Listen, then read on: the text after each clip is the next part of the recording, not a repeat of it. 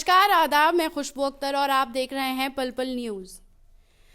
कल सैकड़ों मुसलमान, हजारों मुसलमान और लाखों मुसलमान को लेकर पूरा गोदी मीडिया गला फाड़ता रहा और बरेली के मैदान में मुसलमानों ने इकट्ठा होकर ये कहा कि हम खड़े हैं, आओ हमारा नरसंहार कर लीजिए। और कल पल पल न्यूज़ पल पल की खबर आपको ग्राउंड से दे रहा था, लाइव दिखा रहा था, ओपिनियन बता रहा था और मौलाना क्या कह रहे थे ये भी आपको बता रहा था। और कल कोई सियासत नहीं थी। कल ग्राउंड पर यह भी नहीं कहा गया कि मुल्ले काटे जाएंगे तरह का कोई भी भड़काऊ भाषण या नारा दिया गया हो। लेकिन उसके बाद भी गोदी मीडिया गला फाड़ फाड़ के कह रहा है कि नफरती मौलाना ने माहौल में नफरत घोल दी। और आज वही पल पल की रिपोर्ट कर कर लौटे हैं नदीम साहब। नदीम साहब, कल मुस्लिम धर्म संसद हो गया, आप लाइव दिखाते रहे और जनता को पता भी नहीं चला कि आप धर्म संसद कवर कराए। क्या कहेंगे इस पर आप? खुशबू, पहली बात तो मुस्लिम धर्म संसद का नाम दिया गया मीडिया के ज़रिए तमाम लोगों की रिपोर्ट। कई मीडिया बंधु ऐसे भी थे जो कि टारगेट कर रहे थे आपको कि यार ये लोग यहाँ आ गए हैं, ये किसी न किसी अपना माहौल बना लेंगे और अगर खुदा ना खास्ता हम लोगों के साथ किसी तरीके का वो माहौल बना, जैसे कि गो बैक के नारे ना सुना दिए गए जाए, इन तमाम चीज़ों का उन लोगों में खौफ था, एक डर था। पर इस बीच जो कुछ खबरें मेरे पास भी आई उन्हें लेकर के भी मैं जुड़ूंगा, जहां पर मीडिया ने ये बताने की कोशिश की कि मुस्लिम आयोजन रखा गया, कोरोना की धज्जियां उड़ा दी गई, तमाम चीज़ें दिखाई गई, नफरती मौलाना का नफरती भाषण, तमाम स्लोगन जो हैं वो मीडिया के ज़रिए चलाए गए। और इसकी हकीकत अगर मैं खुशबू आपको बताऊं तो इसकी हकीकत ये है कि कल जुम्मे की नमाज के दौरान ये ऐलान किया गया था कि हज़ारों की तादाद में, खासतौर पर 20,000 मुसलमानों का जिक्र मौलाना तौक़ीर रज़ा खान की तरफ से किया गया था, क्योंकि प्रशासन ने इस पूरे आयोजन को फेल करने के लिए कोई कसर नहीं छोड़ी थी। एक दिन पहले असदुद्दीन ओवैसी की उसी इस्लामिया ग्राउंड में सभा होनी थी, उसकी परमिशन रद्द करके मिशन हॉस्पिटल के पास में उनको परमिशन दी गई थी। तो अटकलें लगी हुई थी कि क्या मौलाना तौक़ीर रज़ा खान साहब ने जो ऐलान किया है वो परमिशन मिल पाएगी या नहीं मिल पाएगी। और मौलाना तौक़ीर रज़ा खान ने इस आयोजन की परमिशन नहीं ली। और साथ ही साथ जब हमने आईएमसी के अधिकारियों से बात करने की कोशिश की तो उन्होंने साफ तौर पर कहा कि तकरीबन 2-2:30 बजे सुबह के समय पर एसडीएम डीएम मौलाना तौक़ीर रज़ा खान साहब के घर पर जाते हैं और कहते हैं कि आपको परमिशन दे दी गई है, आप अपना जो सभा है वो कर सकते हैं। इजाज़त मिल गई। इजाज़त के बाद प्रशासन का जो दूसरा खेल था वो शुरू होता है, क्योंकि इस प्रोग्राम पर सिर्फ गोदी मीडिया की ही नज़र नहीं बल्कि संघीय मानसिकता से जुड़े हुए लोगों की भी नज़र थी। और इसी दिल्ली की सरकार अगर कहूं तो केंद्र की मोदी सरकार की भी खासतौर पर इस प्रोग्राम पर नजर बनी हुई थी, क्योंकि उत्तर प्रदेश की सरकार जो कि लखनऊ से खास प्रोग्राम पर नजर रखी जा रही थी कि कोई ऐसी चीज मिले जिसके चलते लोगों को फंसाया जा सके। पर अल्हम्दुलिल्लाह कहा जाए कि मौलाना तौक़ीर रज़ा खान साहब ने पूरे मजमे को बहुत अच्छे से हैंडल किया और तमाम चीज़ों को अपने कंट्रोल में रखा।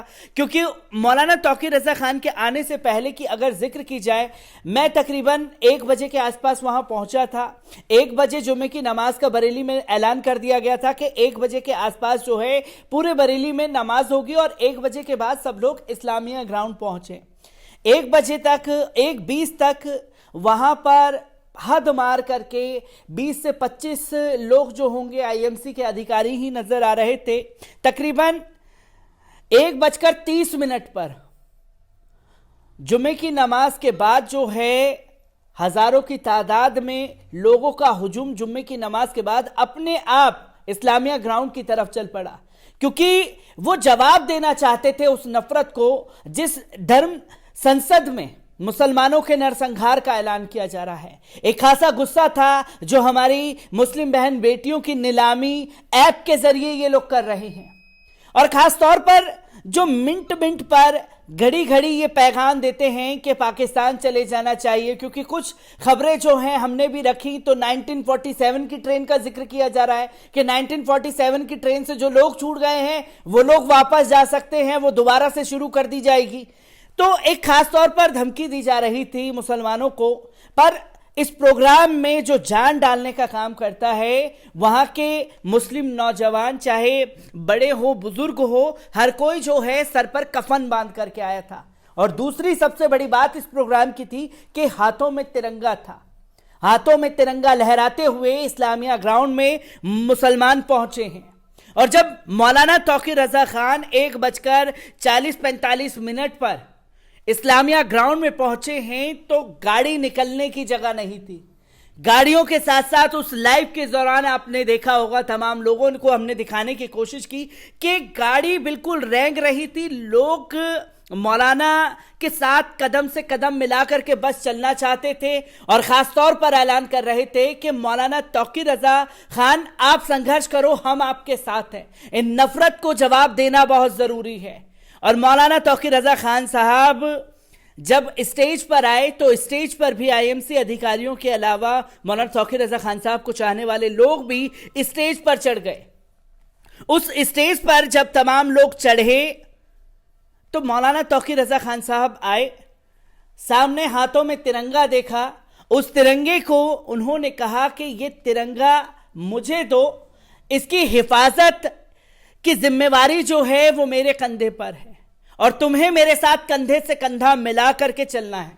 तो एक जो कनेक्शन था लोगों का वो मौलाना के साथ हुआ। कुछ लोग वहां पर मौलाना के इस बयान के बाद भावुक भी हुए कि अगर असल में देश प्रेम देखना है तो वो कल वहां नजर आ रहा था। कल रात नदीम 3 बजे लौटे बरेली से और उसके बाद से एक लिस्ट का जिक्र लगातार किए जा रहे हैं। सवाल मैं ये नहीं पूछूंगी कि उस लिस्ट में कोई धमाका है, लेकिन मैं नदीम साहब सीधा आपसे ये पूछना चाहती हूँ, ये लिस्ट जो आप कल से अपने सीने से लगा कर बैठे हैं, चाहूंगी कि दर्शकों को बताएं कि इस लिस्ट में ऐसा क्या है कि जो इतना इम्पोर्टेंट हो जाता है दर्शकों को बताने के लिए। वो लिस्ट अगर बात की जाए, क्योंकि जब जब ऐसे इंसिडेंट होते हैं तब पब्लिक के बीच में जब भी मैं जाता हूँ खुशबू, हर किसी का ये सवाल रहता है कि हमारे उलमाए इकराम इस पर क्यों खामोश बैठे हैं, हमारे उलमाए इकराम जो हैं वो जवाब क्यों नहीं देते, कोई सामने क्यों नहीं आता इस चीज़ को करने के लिए। क्योंकि हमने वो भी देखा है कि एफआईआर दर्ज करवा दी जाती है, खाना पूर्ति हो जाती है, पर कोई कार्रवाई नहीं हो पाती। ये गुस्सा जो है लगातार लोगों के मन में रहता है। और अगर बात की जाए किसी राजनीतिक पार्टी की, तो पहले ही मौलाना ने साफ तौर पर यह ऐलान कर दिया था कि कल किसी राजनीतिक पार्टी का उम्मीदवार या चेहरा बनकर के मेरे पास ना आए, अगर आए तो कल मुसलमान बनकर के इस्लामिया ग्राउंड में आए। और उसके साथ साथ किसी राजनीतिक पार्टियों का समर्थन नहीं, पूरे देश के उलमाए इकराम का समर्थन जो है वो मिला है मौलाना तौकीर रजा खान साहब को, जो कि उनकी ताकत को बढ़ाता है। कौन कौन उलमाए इकराम इसमें शामिल हैं ये इंपॉर्टेंट रखता है कि किन किन का नाम इसमें शामिल है। आपको बता दें कि मुफ्ती खुर्शीद आलम साहब शहर इमाम बरेली की शाही जामा मस्जिद के, तो वहीं आपको बता दें कि मुफ्ती एहसानुल हक चतुर्वेदी जिला अध्यक्ष थे पीलीभीत के। और इसी के साथ साथ आपको बताता चलूं कि मुफ्ती जिशान मखदूमी जिला उपाध्यक्ष हैं पीलीभीत के।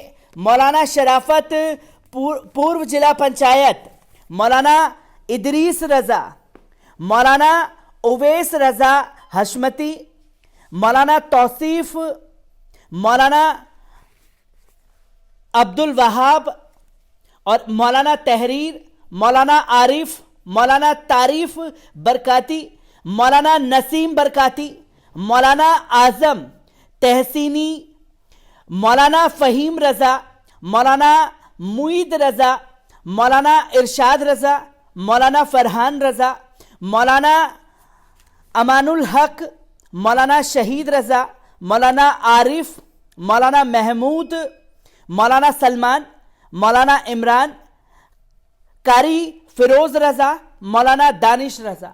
ये तमाम 30 उलेमाए इकराम की लिस्ट है जिन्होंने इस आयोजन को लेकर के खुला समर्थन जो है मौलाना तौकीर रजा खान साहब को दिया, क्योंकि सामने आना बहुत जरूरी है, जो कि इस सभा का हिस्सा भी थे, मौलाना के साथ कंधे से कंधा मिलाकर के मंच पर भी मौजूद थे।